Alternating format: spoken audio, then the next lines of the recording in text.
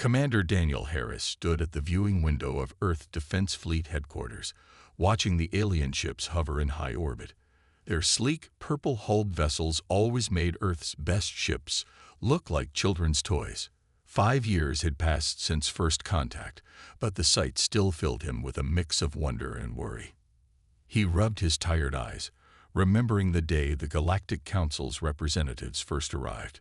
Everyone had expected either a warm welcome or an invasion. Instead, they got something far more frustrating: condescension. "Commander Harris." A soft voice interrupted his thoughts. He turned to see Catherine Mills, one of Earth's top weapons engineers, standing in the doorway. Her usual neat appearance was replaced by someone who had clearly been working for days without rest. Her blonde hair was messy, and dark circles showed under her eyes. "You look like you've made a breakthrough," Harris said, recognizing the excited gleam in her eyes, despite her exhausted appearance. Catherine nodded quickly, clutching her tablet computer. "They've been wrong about us all along, Commander. Our primitive technology isn't a weakness. It's going to be our greatest strength." Harris gestured for her to continue. The Galactic Council had relegated humanity to the Outer Rim territories, claiming Earth's technology was too primitive for them to handle the challenges of the more developed regions of space. Their weapons, which still relied partly on physical projectiles and kinetic energy, were considered especially backwards. Catherine pulled up a diagram on her tablet. "Look at this. The aliens rely completely on energy weapons: plasma, laser, particle beams. They've forgotten the basic principles of kinetic impact. Their shields are optimized against energy attacks, but they're surprisingly vulnerable to physical strikes." "The Council would say that's exactly why we're primitive," Harris replied, but he was already interested. He'd seen enough alien technology to know they often overlooked simple solutions in favor of complex ones. "But that's just it," Catherine continued, her words coming faster now. "I've been studying their plasma weapon designs. They're incredibly advanced, but they're inefficient. They lose so much energy trying to maintain perfect containment. But if we combine our ballistic principles with their plasma technology..." She showed him another diagram. Harris wasn't an engineer, but he could see the potential. It was a hybrid weapon design that used physical projectiles as a plasma delivery system. The kinetic impact would breach enemy shields, while the plasma would do devastating damage to the exposed hull. "How long until you can build a prototype?" he asked. "That's the best part," Catherine said, finally allowing herself a small smile. "I've been working with Peter Morgan from the physics department. We already have one. It's small, but it works. We just need approval to scale it up for ship-based weapons." Harris nodded slowly, his mind already working through the implications. The Drachnid Empire had been pushing at the borders of human space for months now, obviously expecting the primitive humans to be easy targets. This could change everything. "Keep this quiet," he ordered. "How many people know about this?" "Just me, Peter, and now you," Catherine replied. "We knew it would be sensitive." "Good. Keep it that way. I'll get you the clearance and resources you need, but we're going to develop this in secret." Harris turned back to the window, looking at the alien ships with new eyes. "The Council's observers don't need to know about this yet." Over the next few weeks, Harris arranged for Catherine and Peter to have access to a secure research facility. The cover story was simple. They were studying ways to better integrate alien technology into Earth's defense systems. It wasn't even a lie, technically. The prototype exceeded all expectations. In testing, it punched through alien-grade shields like they were paper, while delivering a plasma payload that melted through hull plating. Catherine and Peter worked tirelessly to refine the design, making it more efficient and powerful. But their success brought new challenges. Susan Reynolds, Earth's diplomatic officer, reported increasing curiosity from the Galactic Council about Earth's defense research. The alien observers were asking more questions, trying to get access to the facility. "They're getting suspicious," Susan told Harris during one of their daily meetings. Her red hair was pulled back in a severe bun, her expression worried. The Drachnid ambassador keeps hinting that developing weapons without council oversight could be seen as a treaty violation. Harris wasn't surprised. The Drachnids had been looking for an excuse to move against Earth. Let them be suspicious. We're not breaking any treaties. We're just combining technologies we already have permission to use. The Council won't see it that way, Susan warned. They expect us to know our place. Maybe it's time they learn that humanity's place isn't where they think it is, Harris replied. His words proved prophetic sooner than expected. 3 days later, a small group of Drachnid scout ships crossed into human space. It was a common tactic.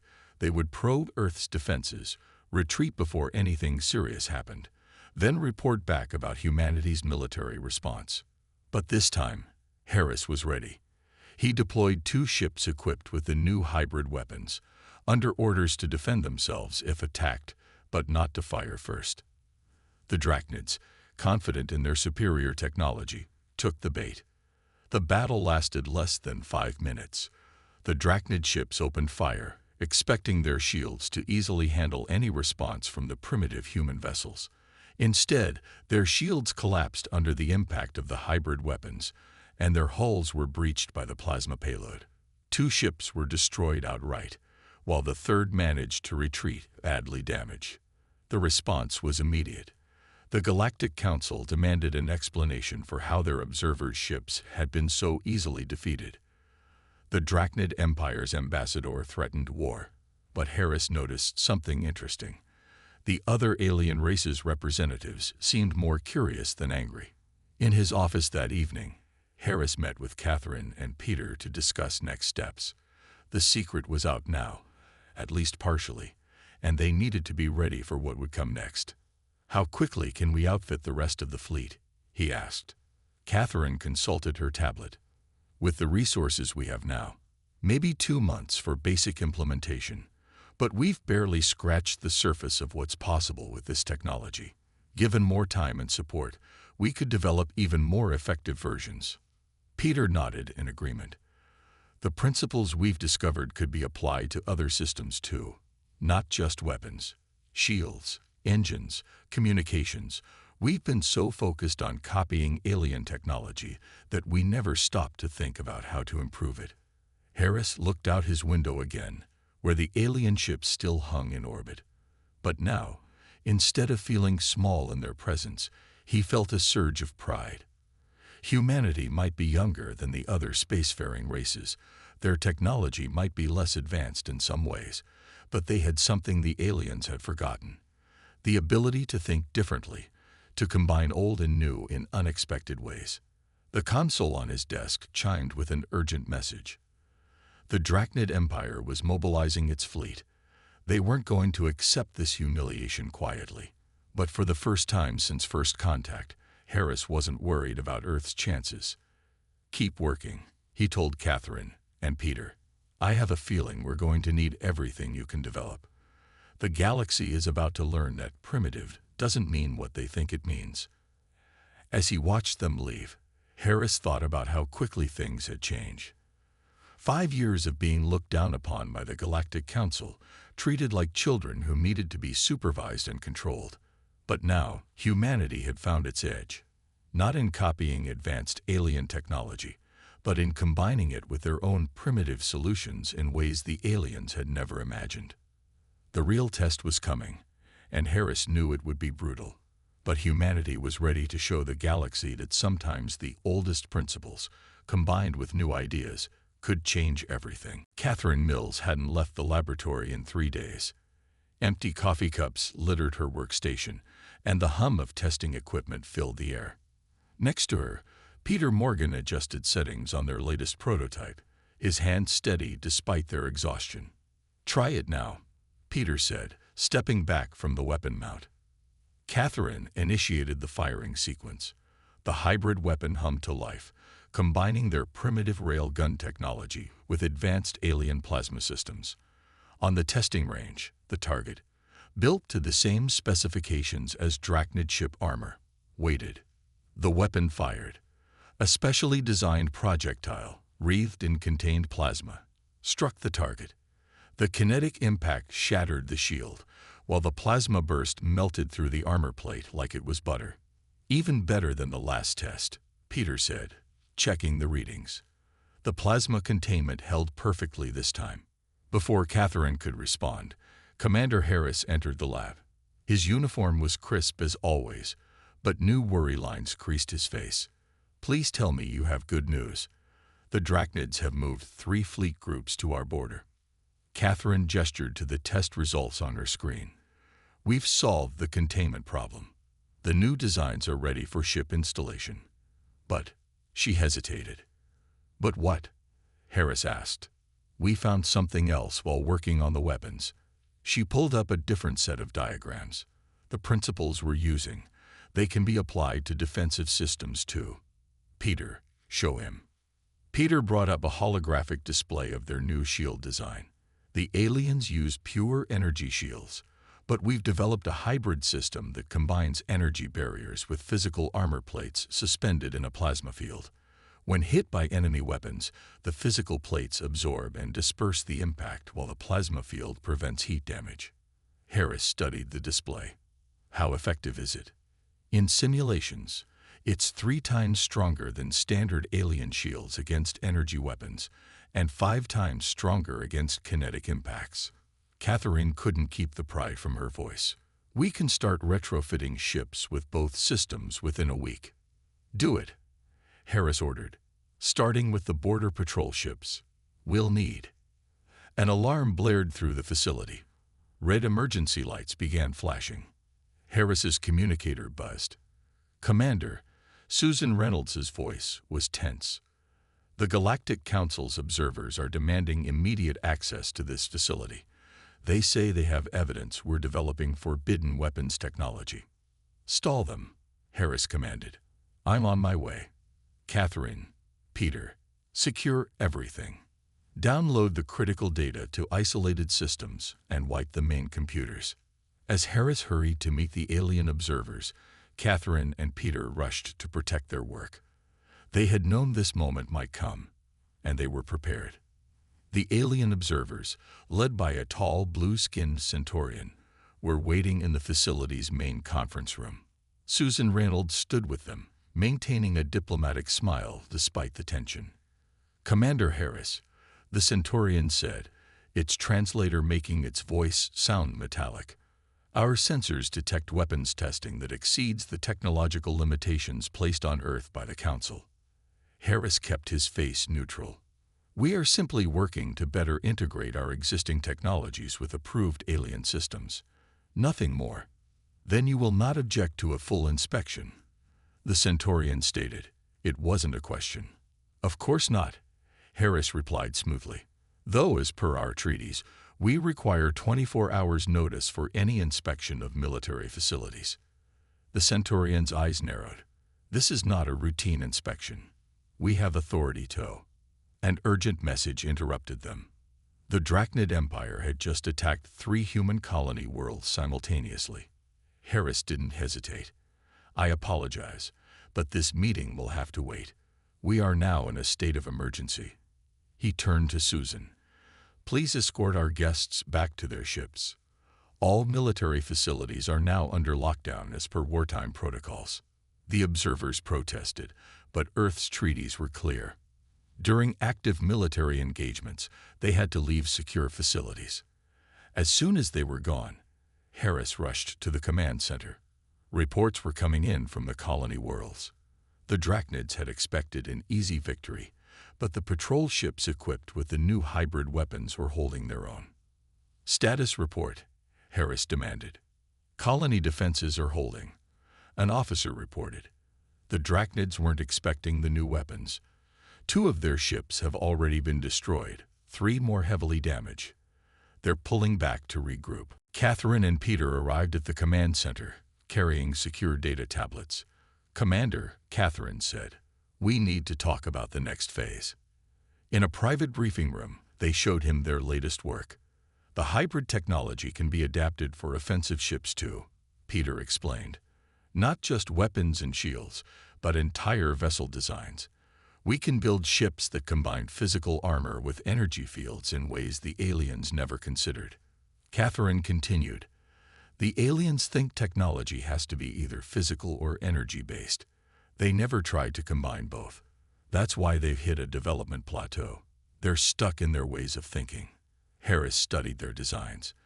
The new ships would look deceptively simple from the outside, but their hybrid systems would make them far more effective than their appearance suggested. "How long to build the first one?" 3 weeks for a prototype, Catherine said. "We've been working with the shipyards in secret. They're ready to begin as soon as you give the word." Harris made his decision. Do it. The Drachnids won't stop with one attack, and once they realize how effective our new weapons are, they'll come with everything they have. Over the next 3 weeks, Earth's shipyards worked at full capacity. The first hybrid ship, named the Starforge, took shape in orbit. From the outside, it looked like a standard Earth vessel, but inside, it combined the best of human and alien technology in ways never seen before. The Galactic Council continued to demand inspections and explanations, but the ongoing Drachnid attacks gave Earth legitimate reasons to delay. Every skirmish proved the effectiveness of the new hybrid technology, and more importantly, showed that the Drachnids couldn't easily adapt to it. "They don't understand what they're facing," Peter explained during a strategy meeting. "Their sensors are designed to detect either physical or energy weapons, not both combined. Their tactical computers can't predict our attack patterns because they're programmed with pure energy weapon data." Catherine added, "And every time they adjust to one hybrid system, we introduce another. We're not just combining technologies. We're thinking about space warfare in a completely new way." Harris looked around the briefing room at his team. In just a few weeks, they had revolutionized space warfare, but he knew the real test was still coming. "The Drachnids are gathering their main fleet," he told them. "Next time, they won't hold anything back. We need to be ready." Catherine and Peter shared a look before Catherine spoke. "Commander, there's one more thing we've been working on, something that could change everything." She pulled up a new set of designs on the display. Harris stared at them for a long moment before a slow smile spread across his face. "Begin production immediately," he ordered, "and maintain absolute secrecy. This time, we're not just going to surprise them. We're going to change the rules of the game entirely." As he left the briefing room, Harris thought about how far they had come. From being dismissed as primitives to revolutionizing space warfare in just a few weeks. But he knew this was just the beginning. The real war was about to start, and humanity would need every advantage they could get.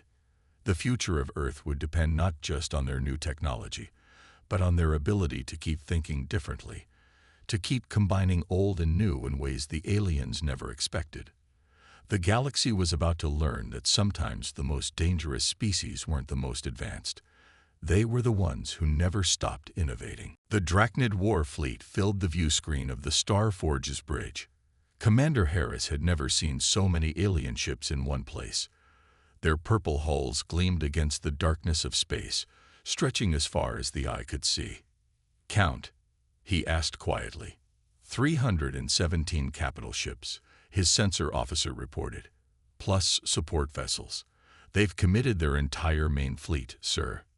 Harris nodded. The Drachnids had finally decided to end the human problem once and for all. They didn't know that Earth had been preparing for this moment. Catherine Nils and Peter Morgan stood at the back of the bridge, watching the screens intently. The Starforge was their creation, the first ship built entirely around their hybrid technology principles. Its very structure was a combination of physical and energy systems that the aliens had never imagined possible. "All ships, battle formation," Harris ordered. The human fleet was smaller, only 87 ships, but each one was equipped with the new hybrid systems. "Remember your training. Fight smart, not just hard." The Drachnid fleet moved forward in a standard attack pattern. Their confidence was clear in their approach. They still thought they were dealing with primitive humans who had gotten lucky with a few new weapons. "They're charging weapons," the tactical officer reported. Energy signatures show standard plasma cannon configurations. Harris allowed himself a small smile. Let them come to us. Activate the outer defense grid. The space between the two fleets suddenly lit up with thousands of small objects. To the Drachnid sensors, they would appear to be debris or mines. In reality, they were something far more dangerous. The first Drachnid ships hit the field at full speed. Their shields flared as they tried to push through what they thought would be simple physical obstacles. Instead, each piece of debris activated, combining a kinetic impact with a plasma burst that overwhelmed their shields. 23 enemy ships disabled, Tactical reported. They're adjusting course, trying to go around the field.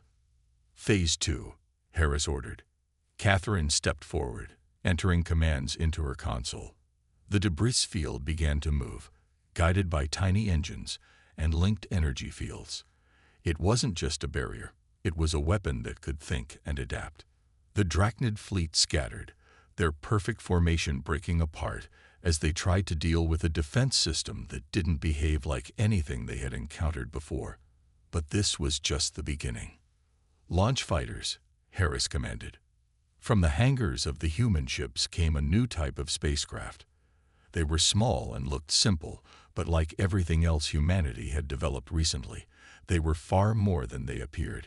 Each fighter combined physical armor with energy shields in ways that made them incredibly hard to hit, while their weapons could switch between kinetic and plasma modes instantly. The space around the fleets turned into chaos.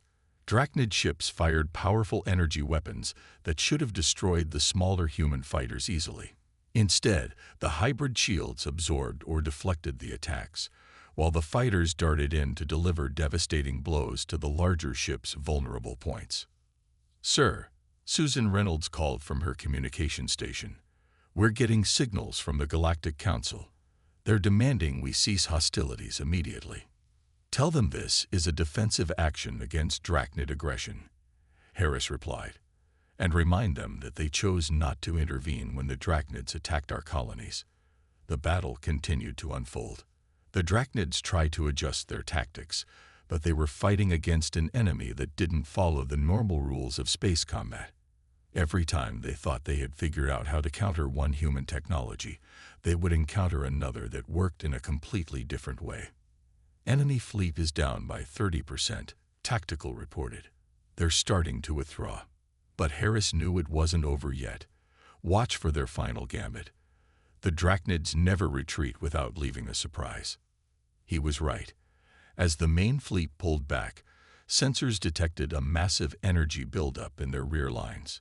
The Drachnids were preparing to use their most powerful weapon, a plasma lance that could cut through entire planets. "They're targeting Earth," Peter said, checking his readings. "That weapon will pierce our planetary shields." Catherine stepped forward. "Commander, it's time to use the pulse." Harris nodded. This was the secret weapon they had been holding back, the one innovation they hadn't revealed until now. "All ships, synchronize hybrid cores. Prepare for pulse activation." The Starforge and its fellow ships began to hum with power. What they were about to do had never been attempted before, a combination of physical and energy principles on a scale that should have been impossible. "Drachnid weapon at 80% charge," Tactical warned. "All ships ready," Catherine reported. "Pulse synchronized." Harris took a deep breath. "Activate." For a moment, nothing seemed to happen. Then, space itself appeared to ripple. The pulse wasn't just a weapon. It was a wave of combined physical and energy forces that disrupted any advanced technology it touched. Simple systems would survive, but anything complex would be temporarily disabled. The wave swept through the Drachnid fleet. Ship after ship went dark as their complex energy systems failed. The mighty plasma lance powered down before it could fire. For several crucial minutes, the most powerful fleet in the galaxy floated helplessly in space. "Multiple signals from Drachnid ships," Susan reported. "They're surrendering." A cheer went up from the bridge crew, but Harris kept his focus. "Secure those ships and get me a channel to their commander." The face that appeared on his screen was that of Admiral Skthar, the supreme commander of the Drachnid fleet. The alien scales had paled to a light blue, a sign of shock in their species. "How?" Scar asked simply. "How did you defeat our greatest fleet with such a small force?" "By remembering something your people forgot," Harris replied. "Sometimes the old ways and the new ways are both right. The trick is learning how to use them together." The aftermath of the battle brought more surprises. Other alien races, watching through their observers, began requesting meetings with Earth's scientists. The Galactic Council, despite their public protests, sent private messages asking about technology sharing agreements. In the Starforge's observation lounge, Harris stood with Catherine and Peter, watching Earth's ships escort the defeated Drachnid fleet to a secure holding area. "What do you think happens now?" Peter asked. Catherine smiled. "Now we show them what else is possible when you stop thinking in terms of primitive and advanced and start thinking about how everything can work together." Harris nodded. The galaxy was changing, and humanity, despite being one of its youngest spacefaring races, was leading that change, not through overwhelming technology or force, but through the simple idea that old and new, physical and energy, primitive and advanced, all of it had value if you knew how to use it right. "We should be ready," he said. "The Drachnids won't be the last ones to underestimate us. But maybe, just maybe, they'll be the last ones to make that mistake twice." As if to emphasize his words, a new group of alien ships appeared at the edge of the system. But these weren't coming for war. They were diplomats, scientists, and leaders from dozens of races, all coming to learn from the humans they had once dismissed as primitive. The real revolution wasn't just in the technology they had created. It was in showing the galaxy that true advancement didn't mean abandoning the past. It meant finding new ways to use everything you had learned along the way. Susan Reynolds had never seen the Galactic Council chamber so crowded. Representatives from every spacefaring race packed the vast, circular room. The usual quiet dignity of council meetings had been replaced by loud arguments and heated debates. Earth's defeat of the Drachnid fleet had shocked the galaxy's political system to its core. She sat at Earth's newly upgraded position in the chamber, no longer relegated to the outer rim seats reserved for primitive species. Commander Harris stood beside her, while Catherine Mills and Peter Morgan waited in an adjoining room, ready to answer technical questions. Order. The council leader, a tall Centaurian, called for silence. "We are here to discuss the implications of recent events and Earth's apparent technological breakthrough." A Drachnid representative rose immediately. "These humans have violated council law by developing unauthorized weapons technology. They must be sanctioned." "Interesting," Harris spoke up, his voice calm but carrying across the chamber. "I don't recall the council being so concerned about violations when the Drachnid Empire attacked our colonies." The chamber erupted in fresh arguments. Susan noticed something interesting. Many of the younger races were nodding in agreement with Harris's words. The old power structure was starting to crack. An elegant Altarian diplomat raised her hand for attention. "Perhaps instead of accusations, we should discuss what this means for galactic society. The humans have proven that our understanding of technology may be incomplete." In the adjoining room, Catherine and Peter watched the proceedings on a large screen. They had spent the past week explaining their hybrid technology to amazed alien scientists. The concepts were simple once explained, but they challenged thousands of years of established thinking about how technology should work. "Another delegation requesting a meeting," Peter said, checking his tablet. "The Centaurian Science Academy this time." Catherine nodded absently, her mind already working on new ideas. "They all want to know how we did it, but they're asking the wrong questions. The real breakthrough wasn't the technology. It was learning to think differently about what's possible." Back in the council chamber, the debate had shifted to a new topic. The Drachnid Empire's representative was making thinly veiled threats. If Earth is allowed to keep and develop these weapons, it will destabilize the galaxy's balance of power, the Drachnid insisted. They must share the technology with all races, under council supervision. "Or what?" Harris asked quietly. "You'll send another fleet." The threat hung in the air. Everyone knew the outcome of the last battle. The Drachnid representative's scales darkened in anger, but he had no response. Susan stood to address the council. "Earth is willing to share our advances, but not under threats. We propose a new framework for technological cooperation, one that treats all races as equals, not as primitive or advanced." She outlined their proposal. Earth would establish a new research center, open to scientists from all races. They would share their hybrid technology principles, but each race would need to contribute their own knowledge in return.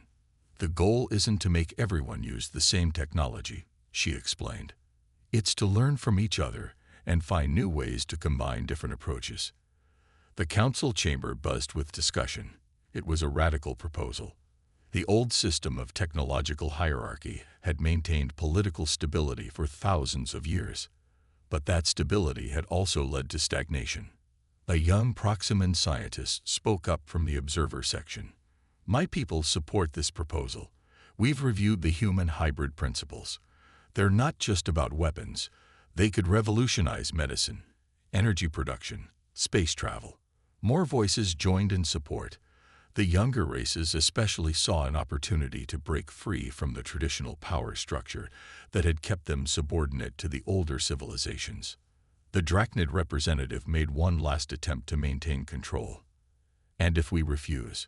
If we declare these humans and their dangerous ideas a threat to galactic stability?" Harris stepped forward. "Then you'll face the same choice the Drachnid fleet faced.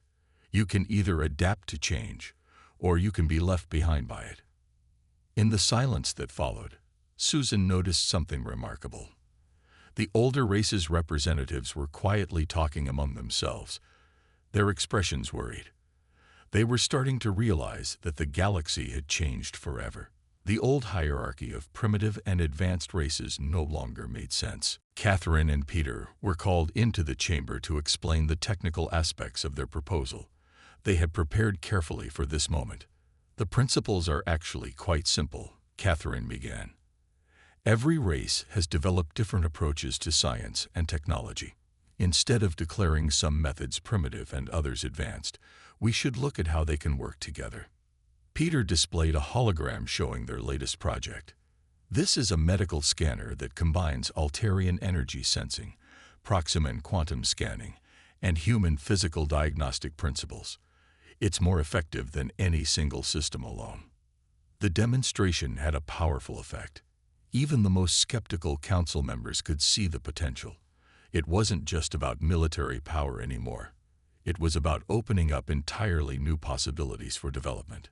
The council leader called for a vote on Earth's proposal. Susan held her breath as the results came in. It was closer than she had hoped, but the outcome was clear. Earth's research center was approved, and with it, a fundamental change in how the galaxy approached technology. Later, in a quiet moment after the session, Harris stood with his team in Earth's council offices. "Well done, everyone," he said. "But our real challenges are just beginning." Susan nodded. "The Drachnids won't give up easily, and some of the older races will resist any change to the system that gave them power." "Let them resist," Catherine said firmly. "We've proven that progress doesn't come from following the old rules. It comes from being willing to try new things, even if they seem primitive at first." Peter was already working on his tablet. "The first scientific delegations will arrive next week. We should be ready to show them that we're serious about cooperation, not just domination." Harris looked out at the magnificent view of the Council space station. Ships from dozens of races moved through the busy lanes of space traffic. Among them were several vessels already showing modifications based on human hybrid principles. "The galaxy's changing," he said. "And this time, humanity isn't just along for the ride. We're helping to steer the course." The others nodded in agreement. They had overcome the first challenges, but many more lay ahead. The political shockwaves from their technological revolution were still spreading, and no one could predict exactly where they would lead. But one thing was certain. The galaxy would never again dismiss any race as too primitive to matter. Earth had proven that true advancement came not from rejecting the old or blindly embracing the new, but from finding ways to make everything work together in harmony. 1 year had passed since the great battle with the Drachnid fleet. Commander Harris stood in Earth's new Galactic Technology Center, watching scientists from 20 different species work together in the vast research complex. The sight still amazed him. Races that once barely spoke to each other now collaborated daily on new projects. Catherine Mills approached him, her tablet displaying the latest test results. She had changed over the past year, growing more confident in her role as Earth's lead scientific advisor to the Galactic Council. The Proximan-human hybrid drive tests were successful, she reported. By combining their quantum tunneling with our mechanical backup systems, we've created engines that are both faster and more reliable than anything in the galaxy. Harris nodded. And the Drachnids? Still refusing to participate officially. Catherine smiled. But 3 of their young scientists have requested asylum so they can join our research teams. The Drachnid Empire had changed since their defeat. Their military power was diminished, but more importantly, their influence in the galaxy had weakened. Other races no longer feared them as they once did. Peter Morgan joined them, looking excited. Commander, you need to see this. The Altarians have brought something interesting to the Medical Research Division. They walked through the busy halls of the center. Aliens of all shapes and sizes worked at various stations, combining different technologies in ways that would have seemed impossible just a year ago. Some focused on weapons and defense, others on medicine, energy, or space travel. In the medical lab, an Altarian researcher named Zin was working with human doctors. They had created a new type of healing device that combined Altarian energy healing with human surgical techniques. Watch, Zin said, demonstrating the device on a damaged tissue sample. The healing was almost instant, far better than either technology could achieve alone. Every day we find new combinations that work, Peter explained. The old ideas about primitive and advanced technology don't make sense anymore. It's all about how you use things together. Their discussion was interrupted by an urgent message. Susan Reynolds needed them in the communications center immediately. When they arrived, Susan's face was grave. We've detected a massive energy buildup in Drachnid space. Their leadership is making one last attempt to prove their superiority. Tactical displays showed a huge fleet gathering. The Drachnids had spent the past year gathering ships from their entire empire, building new weapons, and preparing for what they claimed would be their ultimate revenge. They've modified their ships, Catherine noted, studying the sensor data. They're trying to copy our hybrid technology, but, she frowned, they're doing it wrong. They're just putting different systems together without understanding the principles behind them. Harris watched the tactical displays carefully. How many ships? Over 500, Susan replied. More than last time. They're calling it their redemption fleet. And they're not just targeting Earth this time, Peter added. They plan to attack every race that supported our technology sharing program. Harris called an emergency meeting with representatives from Earth's allied races. In the year since the first battle, many of them had begun using hybrid technology principles in their own ways. Each race had found different combinations that worked for them, creating a diverse network of complementary capabilities. The Drachnids think that gathering a bigger fleet with copied technology will give them victory, Harris told the assembled allies. But they've missed the most important lesson we learned. It's not just about the technology. It's about how you think and adapt. The allied races agreed to stand together. Ships from 20 different species gathered to meet the Drachnid threat. Each brought their own unique combinations of technologies and tactics. The final battle began 3 days later. The Drachnid redemption fleet emerged from hyperspace, their ships bristling with poorly copied hybrid weapons. They expected to face Earth's fleet. Instead, they found themselves confronted by a combined force, unlike anything the galaxy had ever seen. Proximan ships used their quantum technology combined with physical armor to phase through Drachnid attacks. Altarian vessels employed energy-kinetic shields that adapted to any weapon used against them. Earth's ships demonstrated new hybrid systems that even their allies hadn't seen before. But the real difference was in how the Allied fleet fought together. Each race's ships covered the other's weaknesses, combined their strengths, and adapted their tactics on the fly. The Drachnids, still thinking in terms of brute force and technological superiority, couldn't cope with the constantly changing battlefield. From the bridge of the Star Forge, now upgraded with a year's worth of improvements, Harris coordinated the Allied response. Catherine and Peter worked with alien scientists to analyze the Drachnid weapons and develop countermeasures in real time. The battle lasted less than an hour. The Drachnid fleet, for all its size and copied technology, couldn't match the true innovation and cooperation of the Allied forces. Their formations broke apart under the combined assault. Their weapons proved ineffective against defenses they didn't fully understand, and their tactics failed against enemies who thought differently than they did. When it was over, the Drachnid leadership finally surrendered, not just the fleet, but their entire empire. The age of single-species dominance in the galaxy was over. In the aftermath, Harris stood with his team in the Galactic Technology Center once again. But this time, they were joined by representatives from every spacefaring race, including several young Drachnid scientists eager to learn a new way of thinking. "What happens now?" Susan asked, watching the diverse crowd of aliens working together. Catherine smiled. "Now we keep learning from each other." The Drachnids tried to prove that the old way was better, but all they did was show why we need to keep changing and growing together. "The galaxy's never going to be the same," Peter added. "But maybe that's the best thing that could have happened." Harris nodded in agreement. In just over a year, humanity had gone from being dismissed as primitives to helping lead a technological and cultural revolution in the galaxy. Not through overwhelming force or advanced technology, but by showing that true progress comes from being willing to learn from everyone and everything. "You know what the really interesting part is," he said, watching a group of alien children touring the facility. "We're just getting started. Every day, someone finds a new way to combine different ideas and technologies.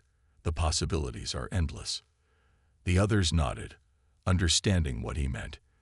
The galaxy had entered a new age, not one dominated by any single race or technology, but one where innovation and cooperation were the keys to advancement.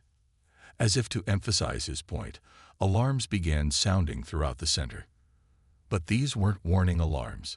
They were the sounds of another breakthrough. Another discovery made by different races working together. Another step forward into a future that none of them could have imagined just a year before. The age of division between primitive and advanced was over.